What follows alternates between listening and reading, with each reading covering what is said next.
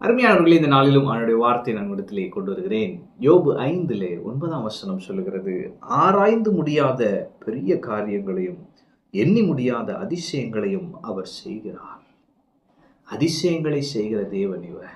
ஒருவராய் பெரிய அதிசயங்களை செய்கிறவரை துதியுங்கள். அப்ப நம்முடைய தேவனை குறித்த ஒரு சரியான வெளிப்பாடு நமக்கு அவசியமாக இருக்கிறது. என்ன?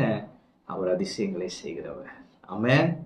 இந்த வானத்தையும் பூமியை சிருஷ்டித்தாரே, அதுவே பெரிய அதிசயம். ஆதியாகமம் 1 படிச்சு பாருங்க. அவர் எப்படி அழகா வடிவமைத்திருக்கிறார், எப்படி அழகா சிருஷ்டித்திருக்கிறார். அவர் சிருஷ்டிகர்த்தர், அதிசயங்களை செய்கிற தேவன்.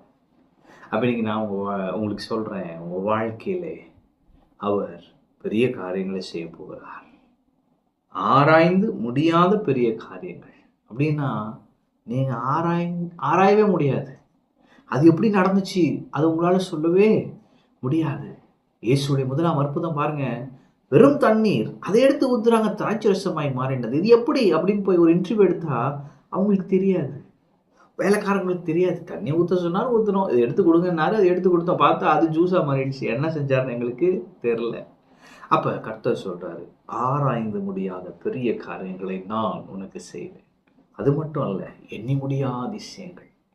அதிசயங்களை செய்கிற தேவன். ஒரு அதிசயம் இல்லை, அதிசயங்களை செய்கிறவர்.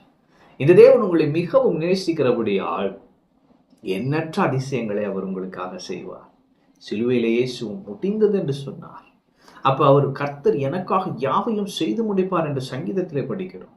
அப்படி நான் சொல்றேன், எல்லாவற்றையும் செய்கிற கர்த்தர் உங்களுக்காக எண்ணற்ற எண்ணிலடங்கா அதிசயங்களை செய்வார். ஆராய்ந்து முடியாத பெரிய காரியங்களை செய்வார். நீங்க நினைத்து பார்க்கிறாத பெரிய பெரிய அற்புதங்களை உங்கள் வாழ்க்கையில் அனுபவிப்பீர்கள்.